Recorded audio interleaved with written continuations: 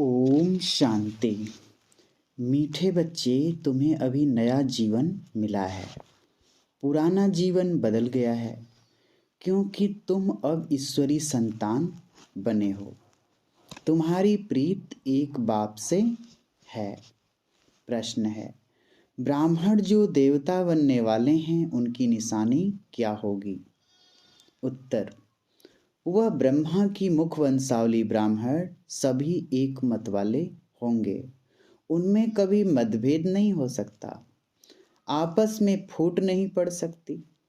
लौकिक में जो ब्राह्मण कहलाते उनमें तो अनेक मतें होती हैं। कोई अपने को पुष्करनी कहलाते, कोई सार सिद्ध। तुम ब्राह्मण एक बाप की मत से देवता बनते हो। देवताओं में भी कभी फूट नहीं पड़ती। गीत है, जिस दिन से मिले हम तुम। ओम शांति।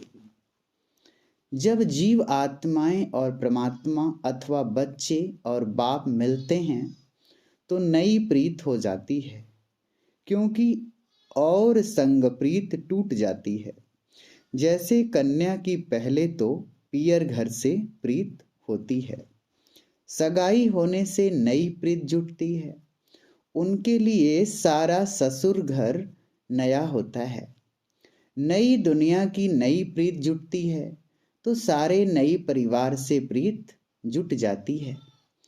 अब गायन भी है, आत्माएं परमात्मा अलग रहे बहुकाल, यह सुंदर मेला है नया। यह घर नया, यह संबंध नया। तुम जानते हो, हम हैं ब्रह्मा कुमार और ब्रह्मा कुमारियां। शूद्र कुमार और कुमारियां अब नहीं हैं। ब्रह्मा और ब्रह्मा कुमार कुमारियों का आपस में कितना लव है, क्योंकि यह हो गए ईश्वरी संतान।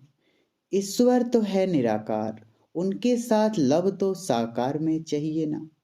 निराकार को कैसे लव करेंगे? आत्मा शरीर से अलग हो जाती है तो लव नहीं होता। आत्मा और परमात्मा जब साकार में मिले तब लव हो। निराकार रूप में भल गाते रहते हैं तो मात पिता, तुम आओ तो तुम्हारी कृपा से हमको सुख घनेरे मिले। पतित पावन आओ, गाते हैं ना। बरोबर भारत महान था तो अथाह सुख था, उसका नाम ही था पवित्र सुख धाम। यह है दुख धाम, और जहाँ आत्माएं रहती हैं वह है शांति धाम। वहाँ तो आत्माएं पवित्र ही रहती हैं, अपवित्र कोई आत्मा रह नहीं सकती। तुमको अब बाप मिला है तो नया जीवन मिला है। पुराना जीवन बदल गया, अब नया जीवन बना रहे हैं। अपने बाप से बेहद सुख का वर्षा ले रहे हैं। सुख घनेरे भारत में ही होते हैं, स्वर्ग में, और शांति घनेरी होती है निर्वाण धाम में, जहाँ तुम्हारा और हमारा घर है। तो समझना चाहिए हम आत्माएं शांति धाम की रहने वाली हैं। बाप भी वहाँ का रहने वाला है। वह हमारे मुआफिक जन्म मरण के चक्र में नहीं आते हैं। है वह भी आत्मा, परंतु परम आत्मा है, परम धाम में रहने वाले हैं। हम आत्माएं भी परम धाम में रहने वाले परम पिता परमात्मा के बच्चे थे। घर तो हम सबका वही है। घर भी सबको याद है। कोई मरता है तो कहते हैं फलाना पार निर्वाण गया। वह है वाणी से परे स्थान। सूर्य चाँद की जहाँ गम नहीं, हम वहाँ के रहवासी हैं। अब बाबा को याद करते रहते हैं। जब बाप आते हैं तो नई बातें फिर से सुनाते हैं। मनुष्य इस ड्रामा को जान जाए तो बोले, हम जो कदम उठाते हैं सेकंड बाय सेकंड नया है। बेहद का ड्रामा फिरता रहता है तो बाप आकर नई बातें सुनाते हैं। तुम बच्चों को त्रिकालदर्शी त्रिनेत्री बना रहा हूँ। बाप ब्रह्मांड का मालिक है तो त्रिलोकी का भी मालिक है ना, क्योंकि तीनों ही लोकों की नॉलेज देते हैं। तुम त्रिलोकी के मालिक नहीं बनते हो, तुम विश्व के मालिक महाराजा महारानी बनते हो। त्रिलोकी अर्थात तीनों लोकों को जाना जाता है। मालिक तो एक लोक स्वर्ग का बनते हो, तो यह है नई नई बातें। बाबा के बच्चे बनते ही हैं वर्षा लेने के लिए। कोई को भी यह समझाना बड़ा सहज है। पूछो भगवान से तुम्हारा क्या संबंध है। भगवान तो है स्वर्ग का रचयिता, मात पिता है। भगवान को कभी नरक अथवा दुग्धाम का रचयिता नहीं कहेंगे। परमपिता परमात्मा ब्रह्मा द्वारा स्वर्ग की स्थापना करते हैं। जरूर नई दुनिया स्वर्ग ही रचेंगे। परमात्मा ब्रह्मा द्वारा पहले ब्राह्मण धर्म रचते हैं, उनको राजयोग सिखलाते हैं, जो फिर ब्राह्मण से देवता बनते हैं। तो ब्रह्मा द्वारा ब्राह्मण, फिर विष्णु द्वारा दैवी धर्म होगा। इस समय तुम ब्राह्मण बनकर फिर क्षत्रिय भी बनते हो, विष्णु धर्म में जाते हो। अभी ईश्वरी धर्म अथवा ब्राह्मण धर्म में आए हो, फिर भविष्य दैवी धर्म में जाएंगे। ब्राह्मण धर्म भी चाहिए ना। प्रजापिता ब्रह्मा द्वारा मुख वंशावली ब्राह्मण रचे, वह ठहरे बच्चे। सन्यासी भी मुख से रचते हैं, परंतु वह बच्चे नहीं रचते, वह फॉलोअर्स रचते हैं। उनको वंश नहीं कहा जाता। मुख से कहते हैं तुम हमारे फॉलोअर्स हो। वंश को तो वर्षा मिले, यह तो तुम बच्चे जानते हो। दिन प्रतिदिन ब्रह्मा मुख वंशावली की वृद्धि होती जाएगी। बीके बहुत होते जाएंगे। जितने देवताएं बनने होंगे उतने ब्राह्मण जरूर बनेंगे। परमपिता परमात्मा ब्रह्मा द्वारा मनुष्यों को ब्राह्मण सो देवता बनाते हैं, तो जरूर स्वर्ग के मालिक होंगे। उनके लिए ही गायन है, मनुष्य से देवता। तो यह बाबा आकर नई नई बातें सुनाते हैं। नई दुनिया के लिए नई बातें होने कारण शास्त्रों में कहाँ भी यह बातें नहीं हैं, इसलिए मनुष्य मूझते हैं। तुम्हारी यह है ईश्वरी संप्रदाय, परंतु जो ईश्वरी संतान बनकर फिर ईश्वर को फारकती दे देते, वह फिर आसुरी संप्रदाय बन पड़ते हैं। एक बारी मम्मा बाबा कहा, ज्ञान सुना तो उनको वर्षा जरूर मिलेगा। मम्मा बाबा कहते रहते हैं, लिखते भी हैं, पिता श्री मातेश्वरी। प्रजापिता ब्रह्मा तो मशहूर है ना, शिव बाबा भी नामी ग्रामी है।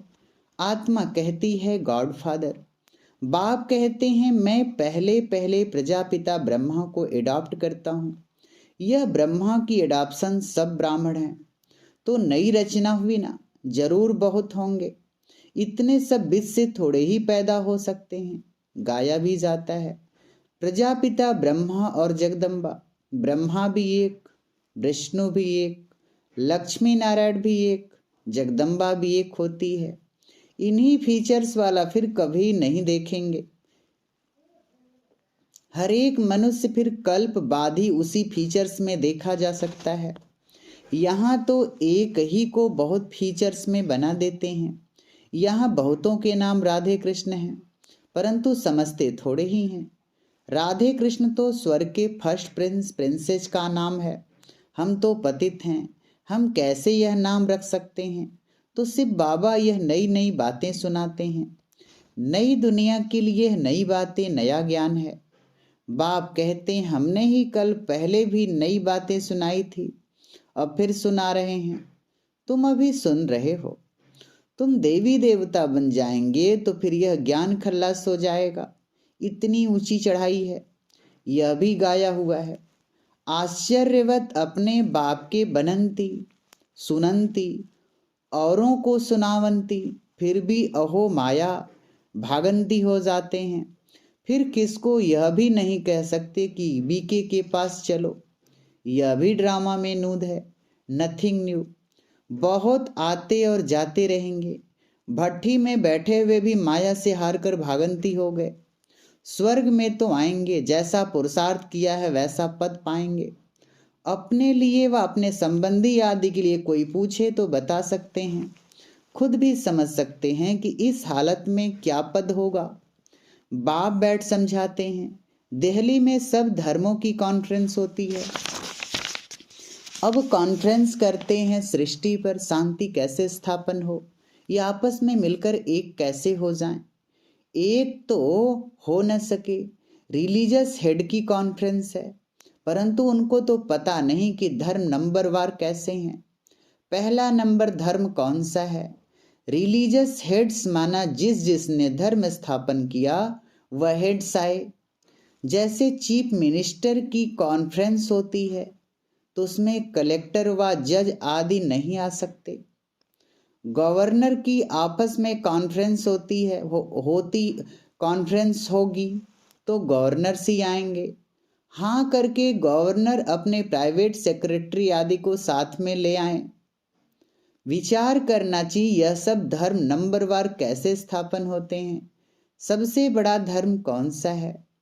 आदि सनातन तो देवी देवता धर्म ही था। उस धर्म का हेड कहाँ? वह धर्म किसने स्थापन किया?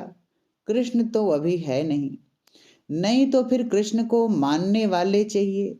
वह है वल्लभाचारी, तो जरूर हमारा देवी देवता धर्म था। वह फिर हिंदू धर्म कह देते हैं, परंतु हिंदू धर्म तो है नहीं, देवता धर्म का भी अभी कोई है नहीं। तो धर्मों के हेड्स आने चाहिए, साथ में भल सेक्रेटरी आदि को भी ले आए। मुख्य धर्म तो है ही 4, उनके हेड्स चाहिए। देवी देवता का हेड कौन? गाते तो हैं goddess of knowledge Saraswati Prajapita Brahma, तो जरूर यही बड़े होंगे। वह भी समझेंगे ब्रह्मा से ब्राह्मण धर्म हुआ, परंतु यह नहीं जानते कि यह ब्राह्मणों को कैसे पढ़ाकर देवता बनाते हैं। हम ब्राह्मण लोग भी कहते हैं हम ब्रह्मा की संतान हैं, परंतु कैसे पैदा हुए यह नहीं जानते। फिर ब्राह्मणों में भी कोई पुष्करनी, कोई सार सिद्ध, कोई कैसे हैं। यहाँ तो ब्रह्मा के बच्चे ब्राह्मण ही ब्राह्मण हैं और कोई फूट इनमें पड़ती नहीं है। दूसरे ब्राह्मणों में फूट पड़ती है, इनमें नहीं। न कभी देवताओं में फूट पड़ती है। सूर्यवंशी सब सूर्यवंशी मतभेद की बात नहीं, फूट में कितना नुकसान हो जाता है। तो बाप से तुम ये नई नई बातें सुनते हो ना। कोई गीत नहीं गाते हैं, नॉलेज देते हैं नए प्रकार की। सारे सृष्टि चक्र की नॉलेज देते हैं जो धारण करनी है। ऐसा जो बाप टीचर गुरु उनको फारकती दे, पढ़ाई थोड़े ही छोड़ देनी चाहिए। पढ़ाई छोड़ी गोया बाप को छोड़ा, स्टूडेंट नहीं तो बच्चे भी नहीं। बाप को छोड़ा गोया वर्षे को गंवाया। पतित पावन एक ही बाप है। बाप कहते हैं अब कयामत का समय है, सबको वापस जाना है। हिसाब किताब चुकतू कर सोना आग में डालते हैं तो प्योर हो जाता है। अब आग तो सारी दुनिया को लगनी है, परंतु इस आग में पावन नहीं हो सकेंगे। इसमें योग बल की बात है, या तो फिर सजाएं खाकर शरीर छोड़ेंगे। हिसाब किताब चुकतू होगा, पाप का हिसाब किताब चुकतू कर फिर पावन होकर वापस जाना है। वापस जाने का भी समय यह है। महाभारत की लड़ाई भी है, होली भी मनाते हैं। रावण राज्य खत्म हो जाना है, फिर राम राज्य में तो बहुत थोड़े होते हैं। अभी रावण राज्य में तो बहुत हैं। यह सब आत्माएं कहाँ जाएंगी? जरूर लिबरेटर भी चाहिए। बाप कहते हैं मैं सबको ले जाऊंगा, सबकी ज्योति जगा कर ले जाऊंगा। फिर उन्हों को अपना अपना पार्ट बजाना है। तुम जानते हो हम देवी देवता धर्म में आएंगे, मुक्ति धाम में जाकर फिर वापस चले आएंगे। 84 जन्म भोगेंगे, सूर्यवंशी चंद्रवंशी बनेंगे। सारा चक्र बुद्धि में आ गया है। आत्मा बता सकती है कि आओ, हम आपको सिर्फ बाबा का ऑक्यूपेशन बताएं। बच्चों के सिवाय तो कोई बता न सके। वह कहेंगे परमात्मा तो निराकार है, उनका फिर ऑक्यूपेशन क्या बताएंगे? अरे वह पतित पावन है, तो जरूर पावन बनाने उनको आना है ना। कैसे राजयोग सिखलाते हैं, ब्रह्मा द्वारा कैसे देवी देवता धर्म की स्थापना होती है, वह हम बता सकते हैं। तो बाबा बैठ सब बातें समझाते हैं, बच्चों को ही समझाएंगे। कल्प पहले जिन्होंने पढ़ा है वह पढ़ते हैं, नहीं पढ़ सकते तो भागंती हो जाते हैं। नई बात नहीं, फिर भी बाबा का हमेशा बच्चों पर लब रहता है। बेचारा फिर भी आकर बाप से पूरा वर्षा ले, परंतु तकदीर में नहीं होगा तो क्या कर सकते। बाप का तो लव है ना, क्योंकि भक्ति मार्ग में भी बाप को बहुत याद करते हैं। जो भी देवी देवता धर्म वाले होंगे वह जरूर याद करते होंगे। आधा कल्प खूब याद करते हैं। आत्मा ने सुख पाया है तो दुख में बाप को याद करेगी। वह जास्ती भक्ति कर पुजारी से फिर पूज्य बनते हैं। जो देवी देवता थे उनका ही सैपलिंग लग रहा है। तो कॉन्फ्रेंस आदि जब कहाँ भी होती है तो उसमें मुख्य धर्म वालों को बुलाना पड़े। बीके को बुलाए तो वह पूरी राय देंगे। प्रजापिता ब्रह्मा के बच्चे ब्रह्मा कुमार कुमारियां ही पूरी राय दे सकते हैं कि क्या करना है। तुम पीस चाहते हो, परंतु पीस तो निर्वाण धाम में होती है। अभी तो दुख धाम है, अनेक धर्म हैं। एक धर्म था तो सुख शांति सब कुछ था। अभी यह विनाश तो जरूर होगा, इसमें तो खुश होना चाहिए। स्वर्ग के गेट खुल रहे हैं। ऐसे ऐसे बच्चियों को समझाना पड़े। समझा? अच्छा, मीठे मीठे सिकिलधे बच्चों, प्रति माता पिता बाप दादा का याद प्यार और गुड मॉर्निंग। रूहानी बाप की रूहानी बच्चों को नमस्ते। हम रूहानी बच्चों की रूहानी माता पिता बाप दादा को याद प्यार, गुड मॉर्निंग, नमस्ते बाबा नमस्ते। धारणा के लिए मुख्य सार। पहली पॉइंट, कभी भी बाप को व पढ़ाई को छोड़ वर्षा नहीं गंवाना है, एक मत हो रहना है। दूसरी पॉइंट, सजाओं से छूटने के लिए योग बल से पुराने सब हिसाब किताब चुकतो करने हैं। वरदान दे रहे हैं बाबा। ट्रस्टीपन की स्मृति से निमित्त समझ हर कार्य करने वाले डबल लाइट भव। स्पष्टीकरण है, निमित्तपन का भाव बोझ को सहज खत्म कर देता है। मेरी जिम्मेवारी है, मेरे को ही संभालना है, मेरे को ही सोचना है, तो बोझ होता है। जिम्मेवारी बाप की है और बाप ने ट्रस्टी अर्थात निमित्त बनाया है। इस स्मृति से डबल लाइट बन उड़ती कला का अनुभव करते रहो। जहाँ मेरा है वहाँ बोझ है। इसलिए कभी किसी भी कार्य में जब बोझ महसूस हो तो चेक करो कि कहीं गलती से तेरे के बजाय मेरा तो नहीं कहते हैं। स्लोगन है, हर बोल में आत्मिक भाव और शुभ भावना हो तो कोई भी बोल व्यर्थ नहीं जा सकता। लौलीन स्थिति का अनुभव करो। जैसे कोई सागर में समा जाए तो उस समय सिवाय सागर के और कुछ नजर नहीं आएगा। ऐसे आप बच्चे सर्व गुणों के सागर में समा जाओ। बाप में नहीं समाना, बाप में नहीं समाना है, लेकिन बाप की याद में स्नेह के सागर में समा जाना है। ओम शांति।